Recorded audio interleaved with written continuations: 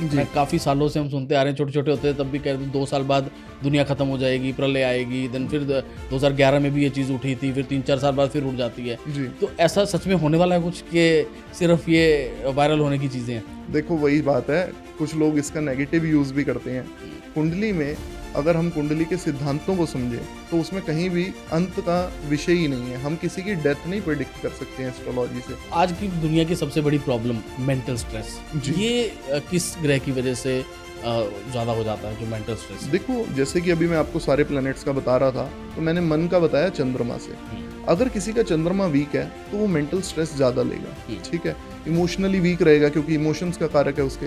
तो ऐसे लोग जो होते हैं ना, वो नेगेटिविटी से घिर जाते हैं बहुत जल्दी। मेरे पास एक लड़की आई, उसकी एज रही होगी 22-23 के आसपास, तो उसने आके मुझसे ना अपने रिलेशनशिप के बारे में एक क्वेश्चन पूछा। तो मैंने उससे उसकी date of birth, time of birth, place of birth तीनों चीज़ मांगी, उनकी कुंडली रेडी करी और देखते ही मुझे ये दिखा कि अगले 3 महीने उसके लिए सुसाइडल हैं। सुसाइडल थॉट से वो गुजर रही है, डिप्रेशन से वो गुजर रही है। जो राहु प्लैनेट है वो इंसान के ऑब्जेशन को बताता है कि ये कितना ऑब्जेशन होल्ड करता है, किसी चीज़ के लिए कितना पागलपन है इसके अंदर।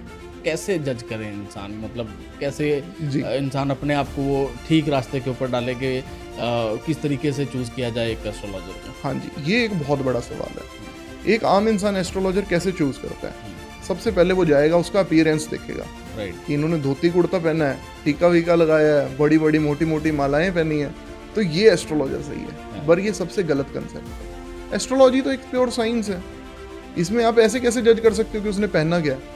या फिर यही सब कपड़े पहन के एक गली में झोला पहन के कोई घूम रहा है, तो ये मेरा भविष्य बता देगा। उसको तो अपना भविष्य नहीं पता, वो तो खुद गलियों में धक्के खा रहा है। तो सबसे पहला क्वेश्चन मैं आपसे जो डिस्कस करना चाहूँगा, एज अ व्यूअर भी मैं ये चीज़ जानना चाहूँगा कि जी। एक्चुअली एस्ट्रोलॉजी है क्या? क्या ये एक साइंस है या फिर सिर्फ एक ट्रस्ट का गेम है सारा?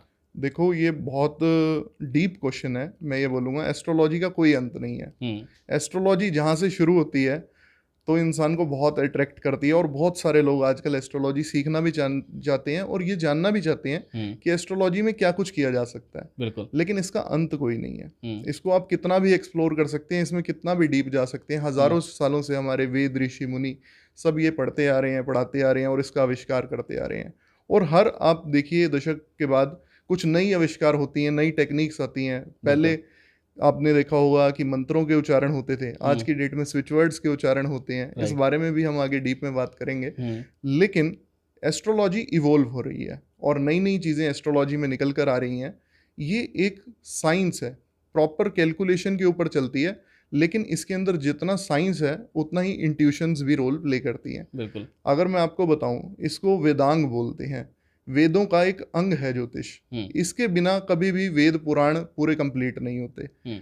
आज से नहीं, आप रावण के काल में चले जाइए या उससे भी पीछे चले जाइए, वहाँ भी इसका प्रयोग हुआ है। आप देखिए, आपके माता पिता ने, उनके माता पिता ने शादी करते समय कुंडलियाँ मिलवाई। बिल्कुल। तो इसका एक साइंटिफिक लॉजिक तो है। लेकिन आज की देश में, दुनिया में हम देख रहे हैं 21वीं सदी में लोग कुछ इसको चैलेंज भी कर रहे हैं कि क्या इसका कोई बेस है या फिर एक ये सूडो साइंस है। लेकिन मैं आपको यही चीज़ बताऊंगा साहिल जी, कि अगर आप इसको अपनी लाइफ में अप्लाई करेंगे, यूज़ करेंगे, तो इसका बहुत डीप मीनिंग है।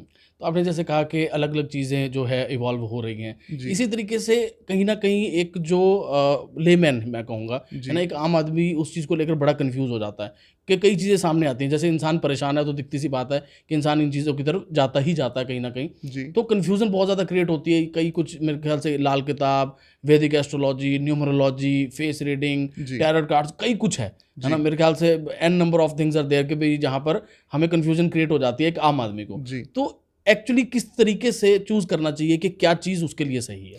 देखिए, ये चूज करना ना एक श्रेष्ठ एस्ट्रोलॉजर की क्वालिटी के ऊपर है।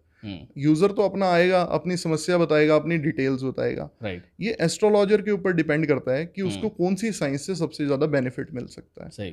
तो देखिए, अगर एक इंसान के पास उसका डेट ऑफ बर्थ है, टाइम ऑफ बर्थ है और प्लेस ऑफ बर्थ है एग्जैक्ट अप्रोप्रिएट, इसके अंदर उसको कोई कंफ्यूजन नहीं होनी चाहिए कि मैं 12 बजे हुआ था या 12:10 पे हुआ था। क्योंकि लोग अमूमन ऐसे बोल देते हैं 12 बजे के आसपास हुआ था। राइट। तो वो चीज़ उसकी फिर वैदिक एस्ट्रोलॉजी से प्रॉपर डिकोड नहीं हो पाएगी, क्योंकि Okay. एक नक्षत्र जो है हर 2.5 सेकंड में बदल जाता है।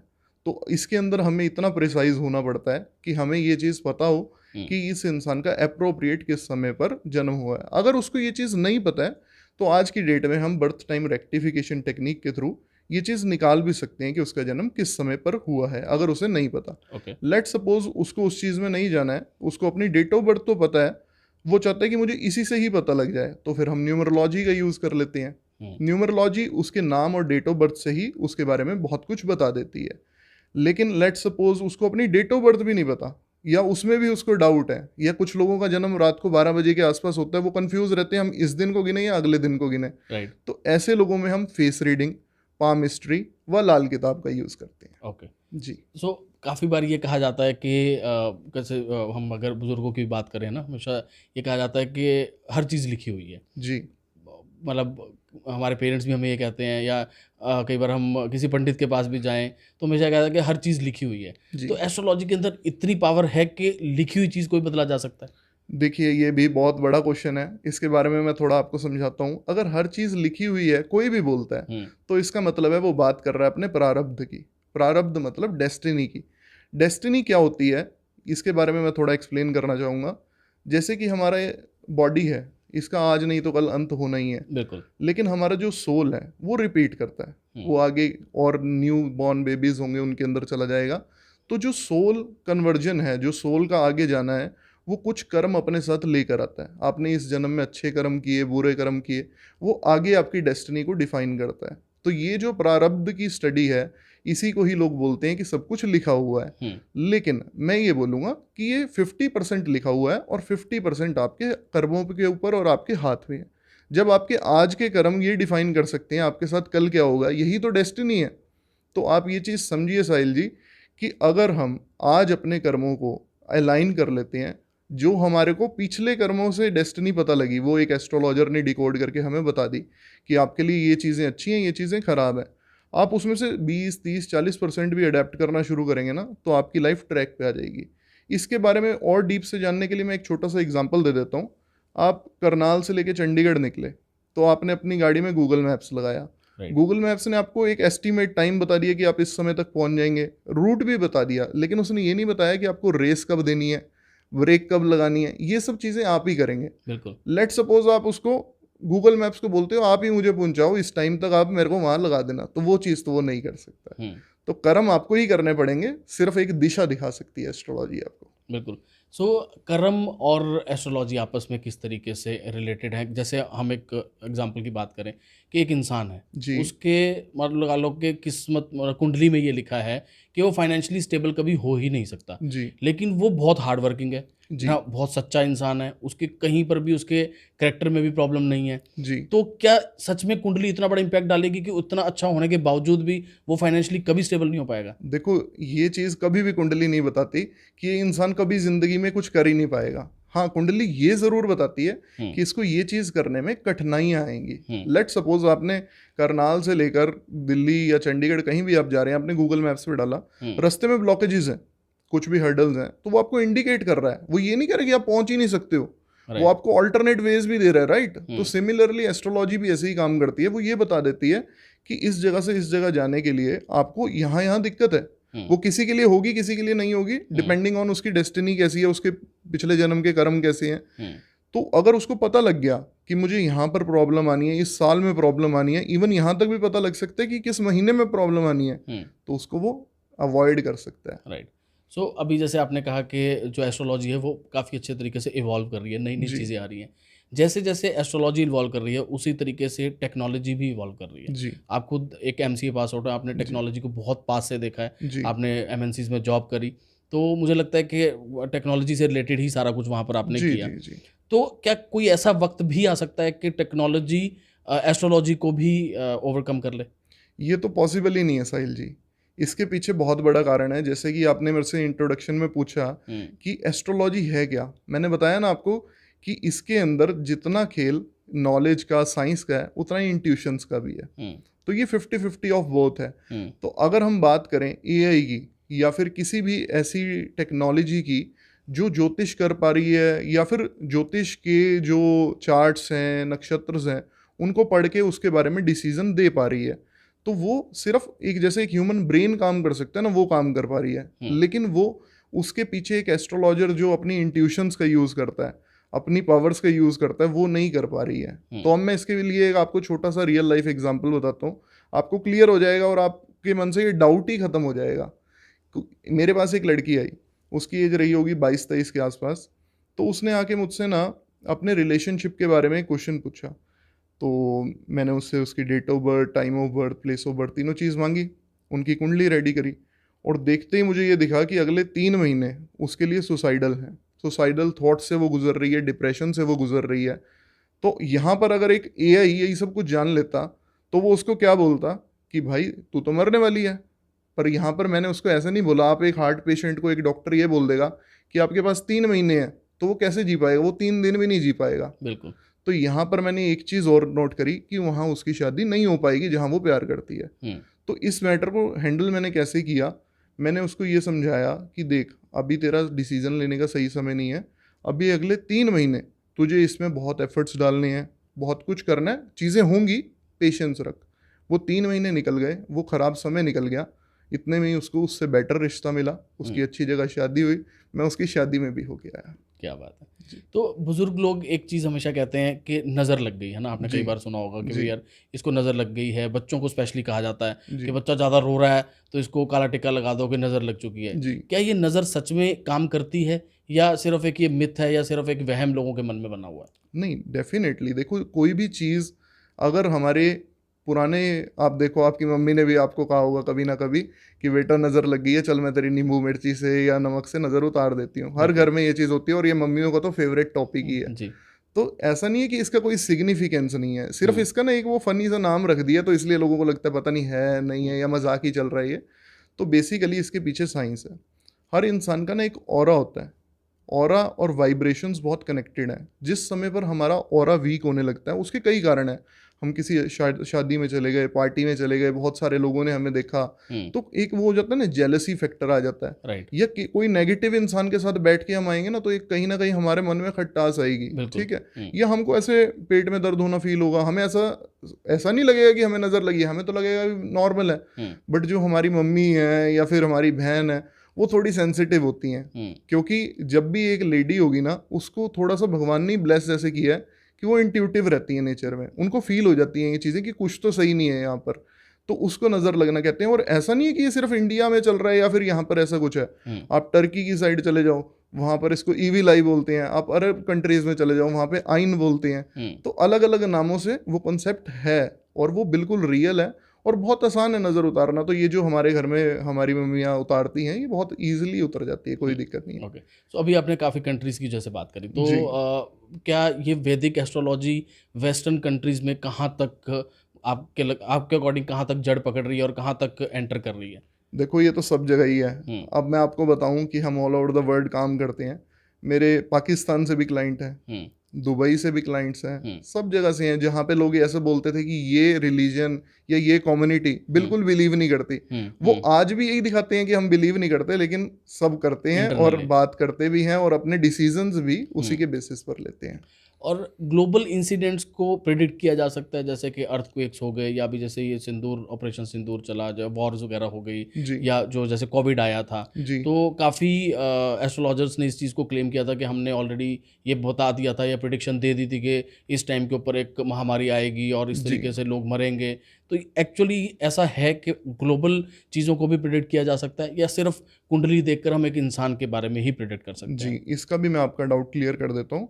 देखिए, जैसे आपने मेरे से पहले पूछा कि कुंडली की इतनी सारी फॉर्म्स हैं, तो वो क्यों है? देखो, हर फॉर्म की ना एक स्पेशलाइजेशन है। जब हम बात कर रहे हैं वैदिक एस्ट्रोलॉजी या कुंडली की, वो ये नहीं बताती है कि यहाँ पर कुछ होगा या वहाँ पर कुछ होगा या इस समय पर कुछ होगा जनरल पे। लेकिन अगर हमें ये चीज़ जाननी है तो हम इसके लिए बनाते हैं स्थान कुंडली। स्थान कुंडली को हम इंग्लिश में बोलते हैं मुंडेन एस्ट्रोलॉजी। इसको यूज़ करके हम उस स्थान की, उस प्लेस की, उस जगह की, उस देश की या उस पूरे कंट्री की हम एक ये लगा लेते हैं कि भाई इस समय पर क्या स्थिति चल रही है, ग्रहों की क्या पोजीशन है। क्योंकि प्लैनेट्स तो देखो ऊपर ट्रैवल कर ही रहे हैं, वो तो प्रूव हो चुका है सोलर सिस्टम में, ठीक है। तो उस समय पर उस जगह के कैसे प्लैनेट्स चल रहे हैं वो ये बता देते हैं कि यहाँ पर क्या होने वाला है, ठीक है।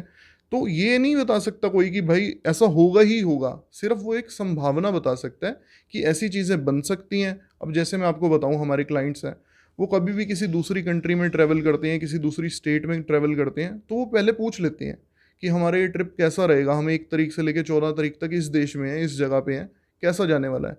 तो हम जब देखते हैं सब कुछ ठीक है तो हम बता देते हैं, अगर उसमें कुछ बीच में दिक्कत है 2-3 दिन की तो उसका उपाय साथ बता देते हैं। तो यही है कि अगर किसी भी एस्ट्रोलॉजी मेथड को यूज़ करके हमें ये चीज़ पता लग जाती है कि इन दिनों में इस जगह पे कोई गलत चीज़ होने की संभावना है, तो हम वॉर्न कर सकते हैं। आप बिलीव नहीं करेंगे, जो हमारी इंटेलिजेंस है, देश की इंटेलिजेंस हो गई, रॉ हो गई, आईएसआई हो गई, ये सब भी इस सब को फॉलो करती हैं। और कहीं ना कहीं वो जब उनको ये चीज़ इंडिकेशंस मिलती हैं एस्ट्रोलॉजर से कि इस जगह पर कुछ ग्रह खराब हो रहे हैं, स्थितियाँ खराब हो रही हैं, तो फिर वो अपने दूसरे मेथड्स को यूज़ करके वहाँ पर एक्सप्लोर करती हैं और पता लगाती हैं कि ऐसा हो रहा है तो क्यों हो रहा है और कहाँ से हो रहा है। ओके। जी सो अभी जैसे आपने स्थान कुंडली की बात करी, जी तो काफ़ी बार सोशल मीडिया पे या टीवी पे आपने न्यूज़ में देखा होगा, एक चीज़ वायरल होती है कि दुनिया ख़त्म होने वाली है जी ना। काफ़ी सालों से हम सुनते आ रहे हैं, छोटे छोटे होते हैं तब भी कहते हैं 2 साल बाद दुनिया ख़त्म हो जाएगी, प्रलय आएगी। देन फिर 2011 में भी ये चीज़ उठी थी, फिर 3-4 साल बाद फिर उठ जाती है। जी। तो ऐसा सच में होने वाला है कुछ, कि सिर्फ ये वायरल होने की चीज़ें हैं? देखो वही बात है, कुछ लोग इसका नेगेटिव यूज़ भी करते हैं। कुंडली में अगर हम कुंडली के सिद्धांतों को समझें तो उसमें कहीं भी अंत का विषय ही नहीं है। हम किसी की डेथ नहीं प्रेडिक्ट कर सकते हैं एस्ट्रोलॉजी से। तो हम किसी देश का या दुनिया का अंत कैसे प्रेडिक्ट कर पा रहे हैं, सबसे बड़ा तो यही सवाल है। लेकिन अगर कोई इस चीज़ को कर रहा है तो उसके पीछे उसके अपने पर्सनल इंटेंशंस और मोटिव हो सकते हैं। वो फेमस होने के लिए, अपनी रिकॉग्निशन बढ़ाने के लिए। क्योंकि ऐसा है ना, आप एक न्यूज़ पढ़ें अखबार में कि यहाँ पर इस दिन 14 बच्चे पैदा हुए इस हॉस्पिटल में, ये एक न्यूज़ नहीं है, पर इस हॉस्पिटल में आज एक बच्चे की डेथ हो गई, ये न्यूज़ है। तो नेगेटिव चीज़ जो है वो जल्दी फैल जाती है, इस चीज़ का टारगेट किया जाता है। सो वैदिक एस्ट्रोलॉजी में कितने ग्रह हैं, और हर एक ग्रह का थोड़ा सा आप इलेबोरेट कर सकते हैं कि कौन सा ग्रह किस चीज़ के लिए स्पेसिफिकली रोल प्ले करता है? जी देखिए, 9 ग्रह हैं, ये तो सबको ही पता है, हम सोलर सिस्टम में भी पढ़ते आ रहे हैं। जी। अगर हम उनकी बात करें सिग्निफिकेंस की, तो सबसे पहले आता है सूर्य ग्रह। सूर्य मतलब सन, इसको बोला जाता है किंग ऑफ ऑल प्लैनेट्स, ठीक है। और ये सिग्निफाई करता है इंसान की आत्मा को, कि अगर इंसान का सूर्य अच्छा है, उसकी पावर अच्छी है, वो उच्च का है, तो हम ऐसा बोलते हैं कि ऐसे इंसान की आत्मशक्ति बहुत अच्छी है, सेल्फ कॉन्फिडेंस, पावर। तो ऐसे ही हर ग्रह का एक सिग्निफिकेंस है।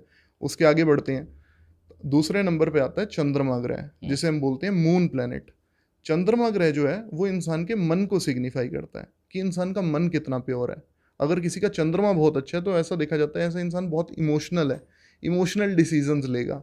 तो यहाँ से ये पता लगता है। अगर हम उसके आगे चलें तो 3 नंबर पे आता है हमारा बृहस्पति ग्रह, देव गुरु बृहस्पति, जुपिटर प्लैनेट।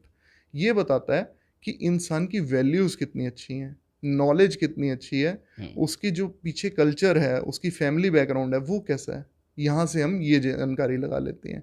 4 नंबर पे चलते हैं, तो ये जो मैं नंबर्स बता रहा हूँ ये बेसिकली न्यूमरोलॉजी है। 1 नंबर पे सन, 2 पे मून, 3 पे बृहस्पति, ऐसे ही 4 पे राहु है। जो राहु प्लैनेट है वो इंसान के ऑब्जेशन को बताता है कि ये कितना ऑब्जेशन होल्ड करता है, किसी चीज़ के लिए कितना पागलपन है इसके अंदर, ठीक है जी। तो ये चीज़ अगर हमें सिग्निफाई करनी है तो हम उसके राहु को पूछते हैं और राहु को देखते हैं। ऐसे ही हम उससे आगे चलते हैं। 5 नंबर पे हमारा बुध ग्रह। बुध ग्रह मतलब मरकरी प्लैनेट। मरकरी प्लैनेट जो है ये उसका लेवल ऑफ इंटेलेक्ट है, वे ऑफ कम्युनिकेशन है। और बुध मतलब बुद्धि, उसका माइंड कितना शार्प है, कितना स्पॉन्टेनियस है, कितनी जल्दी वो रिस्पॉन्स दे सकता है, ये उसका मरकरी सिग्निफाई करता है। इसके बाद आगे चलते हैं 6 नंबर पे। 6 नंबर पे आते हैं हमारे शुक्र ग्रह, जिसके पीछे आजकल सारी दुनिया भाग रही है। लग्जरी का कारक है, रोमांस का कारक है, लव लाइफ का कारक है। ये सारी चीज़ें शुक्र ग्रह बताता है। किसी इंसान की कुंडली में बहुत अच्छा है तो ये सब चीज़ें बहुत मिलेंगी, ये खराब है तो थोड़ी कम मिलेंगी, मिल जाएंगी लेकिन एफर्ट डबल लगेगा, ठीक है ना। तो ये नहीं किसी का शुक्र खराब है तो वो तो बस अब अपना होप ही छोड़ देगी, लग्जरी है ही नहीं। उसके लिए उसको, एक इंसान को 100% मेहनत करनी है तो उसको 200% करनी है, ठीक है ना। तो एक्स्ट्रा एफर्ट डाल सकता है तो मिल जाएगी। सामान्य जिंदगी जीना चाहता है तो नॉर्मल एफर्ट से चल जाएगी उसकी। हाँ, जिसका बहुत अच्छा होगा उसको जल्दी मिल जाएगी, कम एफर्ट्स करके मिल जाएगी, ये फ़र्क होता है। 7 नंबर पे चलते हैं, केतु ग्रह की बात आएगी। केतु ग्रह उसकी स्पिरिचुअल जर्नी है। आपने देखो कुछ लोग बहुत स्पिरिचुअल होते हैं, हर चीज़ स्पिरिचुअली इंक्लाइन होकर चलते हैं। ऐसे लोगों का देखा जाता है कि जो जन्म है 7 तारीख को हुआ है, 16 तारीख को हुआ है, क्योंकि 1 + 6 करेंगे फिर से 7 आ जाएगा, या फिर 25 तारीख को हुआ है किसी भी महीने की, तो ऐसे लोग स्पिरिचुअली इंक्लाइंड होते हैं, ऐसे लोग डिटैच जल्दी हो जाते हैं। अगर इनके पार्टनर की साइड से इनको proper love, care, emotion, expectations इनकी फुलफिल ना हो तो ये डिटैच जल्दी हो जाते हैं। ठीक है, आगे चलते हैं। 8 नंबर है शनि ग्रह सैटर्न प्लेनेट का। ये डिसिप्लिन का कारक है कि इंसान कितना डिसिप्लिन्ड होगा, कितना पंचुअल होगा और कितना रिस्पेक्टफुल होगा दूसरों को लेकर, ये शनि ग्रह बताता है। तो आप देखिए जितने भी हमारे बड़े बड़े लोग हैं, चाहे आप किसी भी इंडस्ट्री में चले जाइए, आप टेक्नोलॉजी के इंडस्ट्री का जो टॉप पे है, आप किसी भी इंडस्ट्री के टॉप के बंदे को देखेंगे तो उसका शनि मजबूत होना बहुत ज़रूरी है। Shani is equal to money.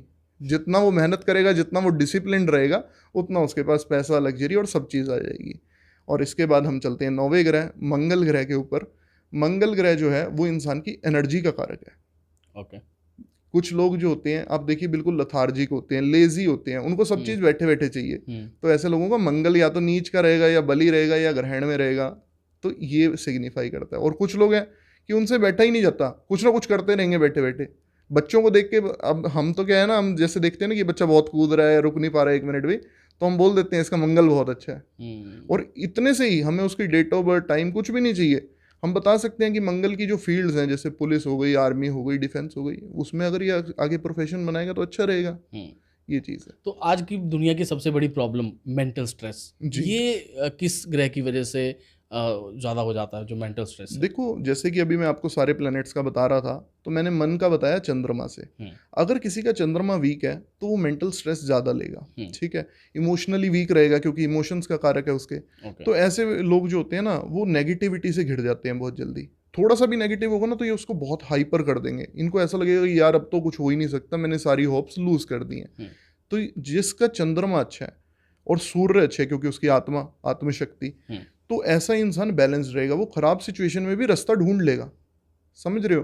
तो चंद्रमा आज की स्थिति में आप देखिए 2000 के बाद जिन भी बच्चों का जन्म हुआ है उनका वीक है। ठीक है, क्योंकि 1999 तक जितने भी बच्चे पैदा हुए उनके पास 9 नंबर नेचुरली था, 199 और आगे, या फिर 198 आगे, तो 9 उनको मिल रहा था। बट 2000 के बाद के बच्चों में 9 आना बहुत कम हो गया, क्योंकि जो नेचुरल 1900 की सिग्निफिकेंस थी वो खत्म हो रही है।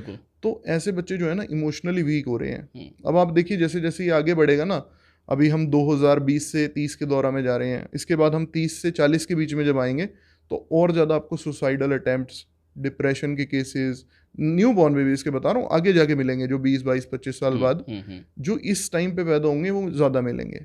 हाँ, जितने लोग 2000 से पहले बॉर्न हुए वो बहुत ब्लेस्ड हैं कि उनको मंगल की क्वालिटीज़ अंदर फ्री में मिल रही थी। तो ऐसे लोगों में ना एक हिम्मत शक्ति थी कि कुछ भी खराब होगा तो हम देख लेंगे। वो चीज़ 2000 के बाद खत्म होती जा रही है। ओके। तो कोई बेसिक रेमेडी हम बता सकते हैं कि क्या करना चाहिए अगर मंगल थोड़ा सा ठीक करना है तो? बहुत आसान है। देखो, मंगल के स्वामी है हनुमान जी, हनुमान चालीसा का पाठ करें। इससे आसान कुछ भी नहीं है। ये भी नहीं कर सकते हैं, हनुमान जी के चरणों से लगा के एक लाल धागा अपनी कलाई पे बांध लें। इससे आसान क्या होगा? तो मशबी एक बहुत ज़्यादा ट्रेंड स्पेशली सेलिब्रिटीज़ में बहुत देखा जाता है जी, नाम चेंज करने का, है ना, और गाड़ियों का नंबर, फ़ोन का नंबर जी। ये एक्चुअली क्या कंसेप्ट है? ये न्यूमरोलॉजी का कंसेप्ट है। जो न्यूमरोलॉजी है वो सारी नंबर्स और लेटर्स पे बेस्ड है। हर लेटर की एक वैल्यू है, जैसे ए लेटर, आई लेटर, इनकी 1 नंबर वैल्यू है। 1 नंबर मतलब सूर्य। ठीक है, तो ऐसे ही ये सारा लिंक्ड है। अब आप देखिए जब ये स्टार्ट हुआ, मतलब वही बता रहा हूँ ना, जैसे रिसर्च बढ़ रही है, इवॉल्व हो रही है एस्ट्रोलॉजी, तो जब लोगों को पता चला कि लेटर्स और फिगर्स में इतनी ज़्यादा पावर है, क्योंकि आप एक छोटी सी बात समझिए, आप कहीं भी जाएंगे, किसी से भी मिलेंगे, सबसे पहले क्या बताएंगे? नाम। अपना नाम बताएंगे। कोई डेट ऑफ बर्थ नहीं बताएंगे, कोई कुंडली नहीं बताएंगे। सबसे पहले एक इंसान कैसे इंट्रोडक्शन देता है? नाम से। तो उसका जो नाम है वो उसकी पहचान है। तो उसकी जो पहचान है उसके अंदर जो प्लैनेट्स उसको सिग्निफाई कर रहे हैं वो कितने पावरफुल हैं।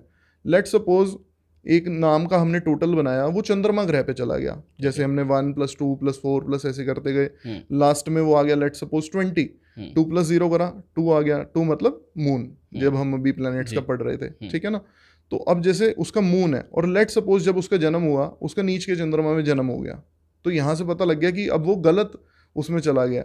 अब उसको वहाँ से क्या मिलना है? उसको स्ट्रेस मिलना है, परेशानियाँ मिलनी है। अब वो शुरू तो इंसान हर कोई चीज़, कोई नया बिजनेस करे, नया रिलेशनशिप करे, बहुत खुशी से ही करता है। बिल्कुल ठीक है, बट उसका रिजल्ट क्या रहेगा वो उसका नाम सिग्निफाई करता है। अभी आप रिसेंट एग्जांपल देख लीजिए, रेमंड्स कंपनी थी जब तक जो उनके मालिक थे वो चला रहे थे तो बहुत अच्छी चल रही थी। जैसे ही उन्होंने अपने बेटे को हैंड ओवर करी तो वो डूबनी शुरू हो गई। क्या हुआ? सब वही वर्कर हैं, वही कंपनी है, सब कुछ वही है, सिर्फ उसका हेड चेंज हुआ और यहाँ पर ये सारा कायाकल्प हो गया। तो फिर जो रेमंड्स के मालिक हैं उन्होंने अपने बेटे को इंट्रोड्यूस किया एक नेम न्यूमरोलॉजिस्ट के साथ, जिनसे कंसल्ट करके उन्होंने आज से कई साल पहले वो नाम रखा था।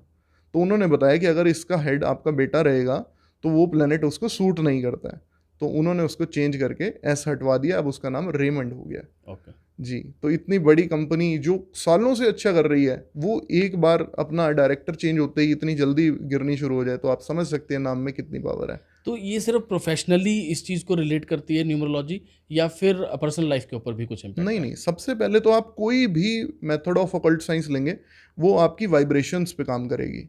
आपकी वाइब्रेशंस अच्छी होंगी, आपका ऑरा अच्छा होगा तो आपका काम में भी मन लगेगा, आप अपने रिलेटिव्स को, रिलेशंस को भी ज़्यादा टाइम देंगे, अच्छे से ट्रीट करेंगे, रिस्पेक्टफुल रहेंगे। तो यही चीज़ है, सबसे पहले आपकी पर्सनल लाइफ सुधरेगी, आपकी पर्सनैलिटी सुधरेगी, उसके बाद ही आपका प्रोफेशन सुधरेगा, क्योंकि कहीं ना कहीं ये सब कुछ इंटरलिंक्ड है। बिल्कुल। अगर आप मानसिक तौर से खुश नहीं है तो आप अपने काम में क्या ध्यान लगाएंगे? राइट। आप अपने बच्चे को कितनी केयर कर पाएंगे? सबसे पहले आपकी मानसिक खुशी है, आपके हैप्पी हैं, आप एक प्योर सोल हैं, आप अच्छा कर रहे हैं सबके लिए, तो आपकी एनर्जीज पॉजिटिव होंगी, आपका ऑरा पॉजिटिव होगा और आपके साथ चीज़ें भी पॉजिटिव होंगी। राइट। सो कुंडली में अगर कोई दोष है, किसी की भी कुंडली में अगर कोई दोष है, तो क्या उस दोष को परमानेंटली ख़त्म किया जा सकता है कुछ रेमेडीज से, या फिर सिर्फ बैलेंस ही किया जा सकता है? देखिए, एस्ट्रोलॉजी से ना कोई भी डिलीट का बटन नहीं है कि हम ये बोल दें कि भाई आपका मंगल खराब है, इसको डिलीट कर देते हैं, आपको शुक्र अच्छा है, ये चलता रहे। सिर्फ हम एडिट कर सकते हैं। हम क्या कर सकते हैं, उसको बता सकते हैं कि आपका मंगल खराब है, इसके लिए आप ये रेमेडी करते चलो, तो वो आपको खराब फल कम देगा। ठीक है, ख़त्म नहीं होगा। मतलब ये बेसिकली अगर हम रियल लाइफ में लेके चलें तो ये उतना ही रिलेटेबल है जितना अगर आपने वेदर देखी अपने फ़ोन में, आपको पता लगा बारिश होने की संभावना है, आप छतरी लेके निकल पड़े। आप बारिश को तो नहीं रोक सकते, अपने आप को बचा सकते हैं। बिल्कुल। हर एक दोष की कोई रेमेडी है, या फिर ऐसा भी कोई दोष है कि जिसकी कोई रेमेडी ही नहीं है? नहीं, हर चीज़ की रेमेडी है, क्योंकि एस्ट्रोलॉजी का आविष्कार ही इसलिए हुआ था कि हम इससे किसी को बचा सकें, बता सकें या समझा सकें। ठीक है, इसका आविष्कार इसलिए नहीं हुआ था कि किसी को डरा दें या उसको और नेगेटिविटी में धकेल दें। समझ रहे हैं ना? जैसे एक हार्ट का पेशेंट डॉक्टर के पास गया, डॉक्टर ने बोल दिया भाई तेरे पास तो एक ही महीना है, तो वो तो एक ही दिन जी पाए तो वही बहुत बड़ी बात होगी। बिल्कुल बिल्कुल। तो ये नेगेटिविटी के ऊपर ही अगर हम डिस्कशन करें, काफ़ी बार मतलब ये कहा जाता है कि एस्ट्रोलॉजी को नेगेटिव तरीके से भी देखा जाता है, क्योंकि लोग कहते हैं कि डर के मतलब ये सिर्फ पैसा ऐंठने की एक तरीके हैं, या फिर डर का धंधा है कि डराओ और पैसा जितना मर्जी वो कर लो। तो उन लोगों के लिए आपका क्या एक मैसेज है कि क्या माइंडसेट चेंज किया जा सकता है? देखो, हर प्रकार का इंसान हर फील्ड में है। आप एक डॉक्टर के पास जाते हैं, आप अपनी समस्या बताते हैं, तो एक डॉक्टर ऐसा है जो सीधा कहेगा भाई सर्जरी करवा, 2 लाख जमा करवा, तेरी सर्जरी करता हूँ, ठीक हो जाएगा। एक है वो कहेगा कि भाई आप पहले होम्योपैथिक दवाई ले लो, आप ये सस्ती दवाई ले लो, नहीं काम कर रही इससे महंगी दवाई दे देते हैं, ये भी नहीं काम कर रही तो फिर लास्ट ऑप्शन सर्जरी है ना? तो वो वे ऑफ डीलिंग है। अब यहाँ पे एस्ट्रोलॉजर भी है, एक एस्ट्रोलॉजर आपको कहेगा आप हनुमान चालीसा कर लो, उससे उसको तो कुछ नहीं मिलेगा, ठीक है जी, और आपका भी कुछ नहीं लगेगा, सिर्फ 5 मिनट लगेंगे, आप कर लोगे। पर कुछ एस्ट्रोलॉजर यहाँ पर लोगों को टारगेट करते हैं, उनके फाइनेंसेस को ग्रैब करने के लिए वो क्या करते हैं, पहले ही दिन उनको 2 लाख रुपए की पूजा दे देते हैं। ठीक है जी, उनका पूरा घर तोड़वा देते हैं, वास्तु खराब है जी आपका। ठीक है ना? तो नेगेटिव यूज हर फील्ड में हो रहा है। वहाँ पे अगर हम डॉक्टर्स की बात करें तो वो बेमतलब की सर्जरीज कर रहे हैं। बिल्कुल। कितने केसेस हमारे सामने आ रहे हैं जिनकी जरूरत नहीं थी, वहाँ भी सर्जरी हो रही है। ठीक है ना? तो यहाँ पर सोल्यूशन प्रोवाइड करने के नाम पे उनको महंगा सोल्यूशन दिया जा रहा है। ठीक है ना? तो यहीं पर एक बहुत बड़ा टॉपिक आता है, आप अपना एस्ट्रोलॉजर बहुत वाइजली चूज करें। क्योंकि एक अच्छा एस्ट्रोलॉजर ना कभी आपको डराएगा नहीं, वो आपको बचाएगा। अगर आप नहीं बच सकते हो तो वो बता देगा कि इसका सोल्यूशन नहीं है। बट अगर आपको एक एस्ट्रोलॉजर ऐसा मिल रहा है जो ये कह रहा है कि मैं आपका सब कुछ चेंज कर दूंगा, पूरी लाइफ बदल जाएगी मेरे से मिलने के बाद, सिर्फ आपने मुझे पैसा देना है, तो वो इंसान एस्ट्रोलॉजर नहीं है, एस्ट्रोलॉजर के भेष में कोई और है। राइट, तो कैसे जज करें इंसान, मतलब कैसे जी इंसान अपने आप को वो ठीक रास्ते के ऊपर डाले कि किस तरीके से चूज किया जाए एक एस्ट्रोलॉजर को? हाँ जी, ये एक बहुत बड़ा सवाल है। एक आम इंसान एस्ट्रोलॉजर कैसे चूज करता है? सबसे पहले वो जाएगा, उसका अपीयरेंस देखेगा, राइट, कि इन्होंने धोती कुर्ता पहना है, टीका वीका लगाया है, बड़ी बड़ी मोटी मोटी मालाएं पहनी है, तो ये एस्ट्रोलॉजर सही है। पर ये सबसे गलत कंसेप्ट है। एस्ट्रोलॉजी तो एक प्योर साइंस है। इसमें आप ऐसे कैसे जज कर सकते हो कि उसने पहना क्या है? या फिर यही सब कपड़े पहन के एक गली में झोला पहन के कोई घूम रहा है तो ये मेरा भविष्य बता देगा? उसको तो अपना भविष्य नहीं पता, वो तो खुद गलियों में धक्के खा रहा है। राइट, समझ रहे हो ना? तो हमें सबसे पहले अपनी प्रैक्टिकल माइंड से ये सोचना है कि यार अगर इसको कुछ कल का पता है तो हमारे बीते हुए कल का भी पता होगा। तो जाएं, अपनी डिटेल्स बताएं और उनको कहीं एक ओवरव्यू दें। कोई भी अच्छा एस्ट्रोलॉजर होगा, क्वालिफाइड एस्ट्रोलॉजर होगा, लर्नेड एस्ट्रोलॉजर होगा, वो आपको ओवरव्यू देगा। वो बताएगा कि आपकी मानसिक स्थिति ऐसी है, इस साल से इस साल में ये खराब रही, इस साल आप अच्छे हो गए। तो वहाँ से अगर आप रिलेट कर पा रहे हैं, समझ रहे हैं, तो ही आप अगला फ्यूचर उससे जाने। तो कभी भी एस्ट्रोलॉजर के पास जाके अपनी समस्याएं खुद मत बताएं। सबसे पहले थोड़ा पास्ट जाने, वो आपको समझ आए, रिलेट हो, तो ही फ्यूचर जाने। तो न्यूमरोलॉजी एंड एस्ट्रोलॉजी में क्या फ़र्क है और कैसे एक दूसरे को रिलेट करती हैं दोनों चीज़ें? देखो मैं बताता हूँ। सबसे पहले एस्ट्रोलॉजी है, जिसमें आप अपनी कुंडली बता रहे हैं और आपको एक सारा विश्लेषण मिल रहा है, महादशाओं दशाओं का एनालिसिस, नक्षत्रों का देखकर कि पिछला कैसे गया, अभी कैसे जाएगा, आगे कैसे जाएगा, ठीक है। बट ये तो सिर्फ आपकी लाइफ है, आपके कर्म है, आपके पुराने कर्मों का फल है। बट अब आप एक छोटा सा कोई टॉय भी लेते हैं या कोई खाने पीने की चीज़ भी लेते हैं, उसके पीछे एक लेबल होता है, आपने पढ़ा होगा कि स्टोर एट इतने डिग्रीज, है ना? तो एनवायरनमेंट भी इफेक्ट करता है। अब उस इंसान का क्या नाम रखा गया, उसके माँ बाप भाई बहन कैसे हैं आसपास, वो किस घर में रहता है, वहाँ का वातावरण कैसा है, ये भी बहुत कुछ बताएगा उस इंसान के साथ क्या होगा, इररिस्पेक्टिव ऑफ हिज और हर डेस्टिनी। समझ रहे हैं? तो इसीलिए हमें ये सब चीज़ों को यूज़ करना पड़ता है। अगर हम उसकी कुंडली से ही सब कुछ ठीक कर पाते तो फिर ये जो एक्सटर्नल चीज़ें हैं उसको इफेक्ट ना करती होती। पर ये सब चीज़ों का भी उतना ही इफेक्ट है जितना कि उसका खुद का है। अब आपने कोई चीज़ खरीदी, वो बहुत बढ़िया क्वालिटी की है, आपको पसंद भी है, आप उसके लिए पैसा भी दे के लाए हैं, लेकिन अगर आप उसको उसके मेंशन टेम्परेचर पर या एनवायरनमेंट में नहीं रखेंगे, वो ख़राब होगी। बिल्कुल। Similarly is with astrology. अगर आप उसकी कुंडली अच्छी देख ली, उसको नग अच्छे बना दिए, ग्रह अच्छे कर दिए, पूजाएं कर दी, बट उसका वास्तु ही खराब था। समझ रहे हैं? पहले बीमारी की जड़ पता होनी चाहिए ना। अगर एक डॉक्टर पे आप गए, आपने उसको कहा भाई मेरे को देखो क्या डायग्नोज करो, क्या प्रॉब्लम है, उसने देखा इसकी तो टांग नीली पड़ गई है और देड़ काट दी, तो फिर वहां पे क्या पता आपकी पैंट का रंग छूट रहा हो। ये भी तो देखना जरूरी है ना। बिल्कुल। तो वही चीज़ है, उसका कितना डेप्थ में इफेक्ट आ रहा है वो चीज़ देखना बहुत ज़रूरी है। स्टार्टिंग में आपने एक वर्ड यूज़ किया था, स्विच वर्ड्स, तो मंत्रज और स्विच वर्ड में क्या डिफरेंस है एक्चुअली? देखो वही है, जैसे रिसर्च हुई, चीज़ें इवॉल्व हुई, तो पता लगा कि जो संस्कृत के मंत्र हैं वो हर कोई आज की डेट में चैंट नहीं कर पाता। अब मैं आपको एक मंत्र बता दूं 30 लाइनों का, आप कैसे पढ़ोगे? आपके लिए तो बीच में उसका प्रोनाउंसिएशन ही गलत हो जाएगा। राइट। बट वहाँ पे जब इवॉल्वेशन हुई तो ये पता लगा कि जो इंग्लिश में जो जहाँ पे हिंदी का कम्युनिकेशन नहीं है, संस्कृत का कुछ अता पता नहीं है, वो देश भी मंत्र जाप कर रहे हैं, लेकिन वो अपने तरीके से कर रहे हैं। उनके स्विच वर्ड्स बने, स्विच वर्ड्स एक मंत्र ही है लेकिन इंग्लिश में है। जैसे 4 वर्ड का मंत्र है, टुगेदर डिवाइन लव, ठीक है। तो इसमें क्या है, ये भी एक मंत्र का ही एक इंग्लिश फॉर्म है जिसे हम हिंदी में बोलते हैं ओम श्रीम हलरीम क्लीम नमः। इसको जब उन्होंने कन्वर्ट किया तो ये बन गया टुगेदर डिवाइन लव। ये चीज़ है, ये एक जापानीज साइंस है। वहाँ से जो उनकी जापानीज लैंग्वेज में आया उसको इंग्लिश में ट्रांसलेट किया गया और उसको स्विच वर्ड बना दिया गया। काफ़ी एड्स भी आजकल टीवी वगैरह के ऊपर भी आती हैं, वशीकरण और ये कुंडलिनी जागरण, थर्ड आई ओपनिंग, ये क्या है एक्चुअली? ये क्या ये भी एस्ट्रोलॉजी का ही पार्ट है? देखिए मैं आपको वही बता रहा हूँ, कुछ लोग इस चीज़ का नेगेटिव भी बहुत इस्तेमाल कर रहे हैं आज की डेट में।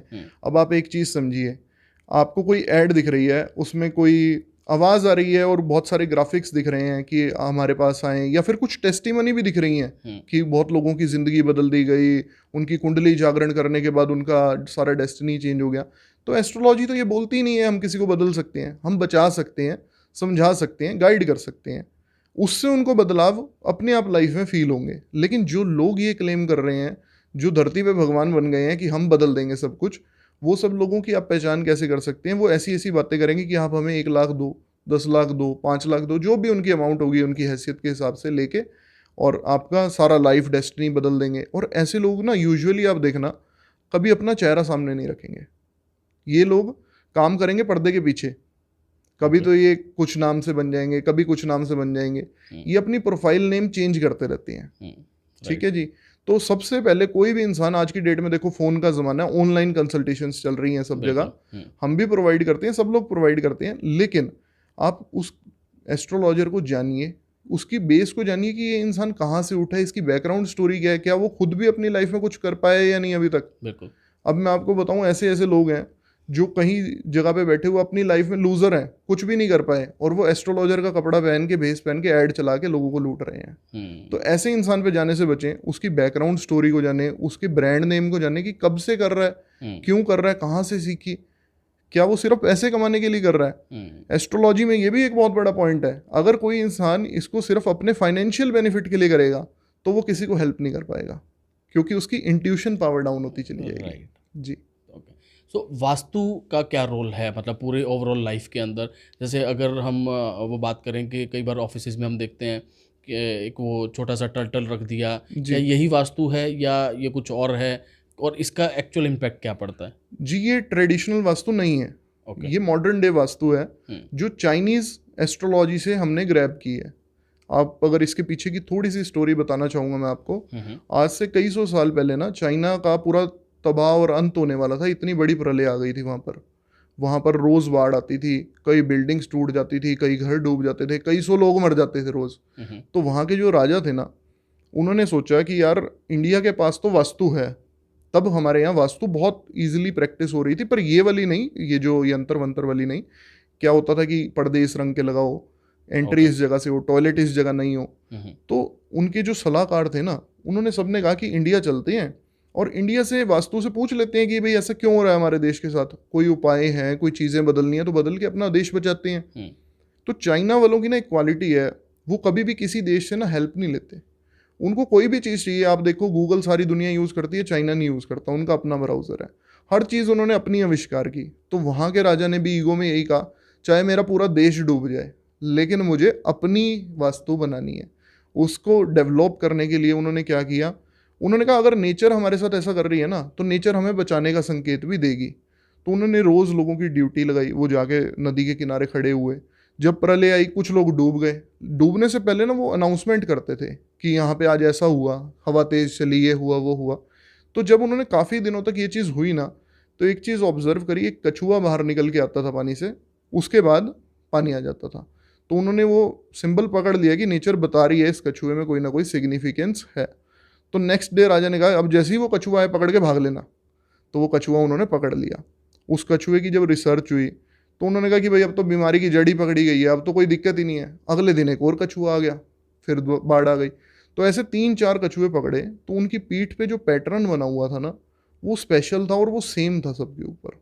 तो जब उसकी स्टडी हुई, डिकोडेशन हुई, तो उन्होंने अपनी एस्ट्रोलॉजी बनाई जिसे उन्होंने नाम दिया फेंग शुई। ओके जी। और फेंग शुई का भी जो एक मॉडर्न डे वर्जन है वो है लोशु ग्रिड। ओके।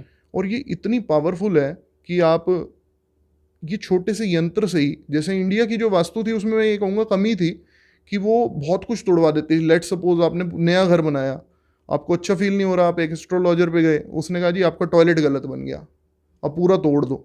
तो आप कहोगे यार मैंने तो अभी नया घर बनाया, मैं कैसे करूं। कई बार इंसान की फाइनेंशियल स्थिति भी ऐसी नहीं होती, घर बनाने में बहुत खर्चा आ जाता है। बिल्कुल सही। तो वहाँ पर ये चीज़ें काम आती हैं। ये एक यंत्र हैं जो उन्होंने रिसर्च करे हैं और उसके पीछे निकले हैं, नेचर से ही डिराइव किए हैं। अब आप देखिए जापान जाइए, टोक्यो जाइए, जो हाथ हिलाने वाली बिल्ली यूजुअली आप देखते हो ना गाड़ियों में रखी हुई है लोगों ने शो पीस की तरह, वो वहाँ पे बिल्डिंग के ऊपर बड़ी बड़ी बनी हुई हैं।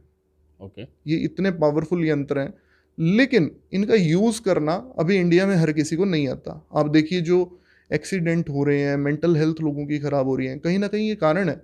बिना पूरी नॉलेज की, हाफ नॉलेज के साथ वो ये सब चीज़ों को यूज़ कर रहे हैं। कई बार तो लोग मिसगाइड भी कर रहे हैं कि चलो सबने रख लिया तो हम भी ये चीज़ रख देते हैं। तो यही चीज़ है, अगर आप इसका सही सिग्निफाई करेंगे और सही यूज़ करेंगे तो ये आपको डेफिनेटली हेल्प करेगी। ओके। सो क्रिस्टल्स और स्टोन्स, इन दोनों में क्या डिफरेंस है? देखो दोनों ही रेमेडियल मेथड है, लेकिन हर कोई इंसान ना नेचुरल स्टोन्स को अफोर्ड नहीं कर सकता। ठीक है। जैसे जैसे एस्ट्रोलॉजी इवॉल्व हुई तो लोगों ने सॉल्यूशंस के लिए एस्ट्रोलॉजर्स पे ज़्यादा जाना शुरू किया। तो जब पता लगा कि यार एक पुखराज लेना है, एक अच्छी क्वालिटी का पुखराज 70-80 हज़ार से शुरू होकर 10 लाख रुपए तक आता है, तो हर कोई नहीं अफोर्ड कर सकता। वहीं पर उसका जो अल्टरनेटिव क्रिस्टल है वो कुछ लैब ग्रोन है और कुछ नेचुरली भी मिलते हैं, बट वो उतने रेयर नहीं है जितना एक पुखराज रेयर है। पुखराज को इंपोर्ट किया जाता है दूसरे कंट्रीज से, ये हर जगह मिल जाता है, तो ईजिली अवेलेबल है, चीपर ऑल्टरनेटिव है और इक्वली इफेक्टिव है। ये फर्क है। राइट। तो वंश जी, अगर आपको अब किसी ने अप्रोच करना हो, इतना आपने ज्ञान हमें दिया, व्यूअर्स को भी दिया, ऑब्वियसली लोग चाहेंगे कि वो आपसे मिलें, आपसे बात करें अपने सॉल्यूशंस के लिए, तो अगर किसी ने आपको अप्रोच करना हो तो उसका बेस्ट सॉल्यूशन क्या है, बेस्ट तरीका क्या है? जी देखिए, जो भी लोग हरियाणा में, करनाल में या आसपास लगते ज़िलों में रहते हैं, वो लोग हमारे ऑफिस पर भी विजिट कर सकते हैं। एस्ट्रोवंश ज्योतिष केंद्र के नाम से करनाल में हमारा प्लेस है, सदर बाज़ार के पास। गूगल पे भी सर्च कर सकते हैं।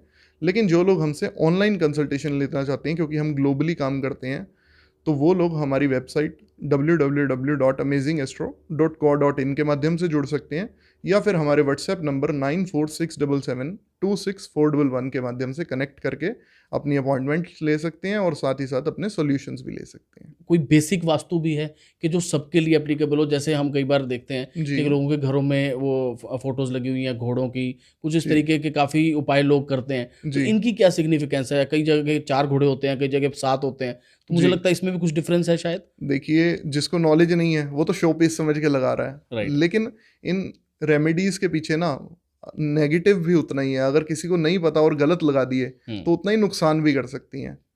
तो सबसे अच्छी जो पोजीशन होती है ये घोड़ों वाली मूर्ति की, 7 घोड़ों की लगानी होती है, और इसको हमेशा घर से अंदर की तरफ लगाएं कि घोड़े जो हैं वो अंदर की तरफ आ रहे हैं। अगर किसी ने ऐसी पोजीशन में लगा दी, ऐसी दीवार पे लगा दी कि घोड़े बाहर की तरफ जा रहे हैं, तो उस घर की वेल्थ, प्रॉस्पेरिटी बाहर चली जाएगी। ये बेसिकली प्रॉस्पेरिटी का सिंबल है, सूर्य को सिग्निफाई करता है और ये बताता है कि आपके घर में कितनी अच्छी ऊर्जा आ रही है। 7 घोड़ों की तस्वीर घर से अंदर आते हुए अगर आपके घर में लगेगी तो आपके घर प्रॉस्पेरिटी और लक्ष्मी माँ की पूरी कृपा रहेगी। और ऑफिसेज में देखा गया वो रॉक सॉल्ट, कई बार पिंक सॉल्ट रखा जाता है, उसकी क्या सिग्निफिकेंस है और उसको सही रखने का तरीका क्या है? देखिए, रॉक सॉल्ट जो है ना वो ऑरा क्लेंजर है। अगर किसी का ऑरा नेगेटिव हो रहा है, या फिर लेट सपोज कोई एस्ट्रोलॉजर ही है, या कोई हीलर है, या कोई डॉक्टर है जिसके पास मानसिक तनाव में परेशान लोग आ रहे हैं, तो उस इंसान को तो डेफिनेटली रखना चाहिए कि उसके पास जैसे ही कोई नेगेटिव ऑरा का इंसान आए तो उसका ऑरा क्लेंज हो जाए। रॉक सॉल्ट अच्छी क्वालिटी का लें, एप्सम सॉल्ट लें, हिमालयन सॉल्ट लें और उसको एक बाउल में भर के रख दें। ये तो जनरल रेमेडी है, कोई भी कर सकता है अपने घर में। जिसको भी ऐसा फील हो रहा है कि मेरे आसपास नेगेटिविटी है, वो उसको बाउल में भर के रखें और 1 पिंच उसको डाल के पानी में रोज नहाएगा तो और भी अच्छा फील करेगा। ओके, सो ऐसी कोई 1-2 जनरल रेमेडीज और आप व्यूअर्स को बता पाएं जहां, ताकि लोगों का भला हो पाए, थोड़ा सा जो नेगेटिव हो रहे हैं, तो थोड़ी छोटी छोटी चीज़ें जो हर बंदा अडॉप्ट कर पाए। जी देखो, छोटी छोटी चीज़ें ही होती हैं ये, पर इसको अगर इम्पैक्ट किया जाए, यूज़ किया जाए, तो लाइफ में बहुत बड़ा इम्पैक्ट डाल देती हैं। जैसे कि घर का दरवाज़ा है, आजकल आप देख रहे हैं लोग मॉडर्न डे में कैसे दरवाजे लगा रहे हैं, बटन से खुल रहे हैं, ऐसे स्लाइड होके खुल रहे हैं, या फिर ऐसे बटन दबाते हैं ऊपर की तरफ खुल जाते हैं। ये सब हमें घर में नहीं लगाने चाहिए, क्योंकि हमारी जो वास्तुशास्त्र है वो ये बोलती है कि घर का जो दरवाज़ा है वो हमेशा अंदर की तरफ खुले। ठीक है जी। और हमारी जो दुकान है, ऑफिसेज हैं, इनका दरवाज़ा बाहर की तरफ खुले। कुछ लोगों को ये चीज़ पता नहीं है, वो अपने हिसाब से किसी भी साइड पुश एंड पुल करवा देते हैं, तो उससे क्या है, फिर उनका काम इफेक्ट होता है। कहीं ना कहीं वो जब ना खुश हो जाते हैं, परेशान हो जाते हैं, फिर एक वास्तु एक्सपर्ट या एस्ट्रोलॉजर उनको यही चीज़ करवाएगा और उससे ठीक हो जाएंगी चीज़ें। तो ये बेसिक चीज़ें हैं, अगर इनको अडॉप्ट कर लिया जाए तो घर में ही हो सकता है।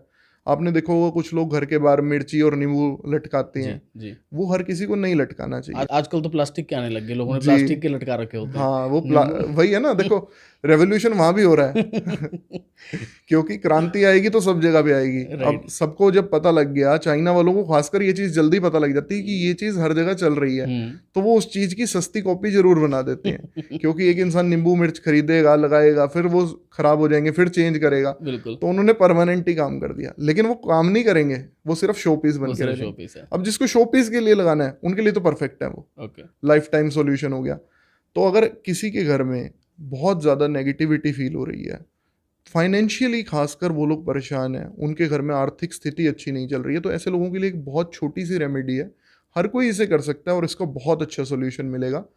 सिर्फ अपने घर में जो आटे का ड्रम होता है ना, उसके अंदर 1 रुपए का सिक्का, 2 रुपए का, 5 रुपए का, जो भी है, डाल के परमानेंटली छोड़ दें। तो इससे क्या होगा, उनके घर में वेल्थ, प्रॉस्पेरिटी, लक्ष्मी माँ को भोजन देने का तरीका है ये, क्योंकि हमने लक्ष्मी को आटे के अंदर बिठा दिया।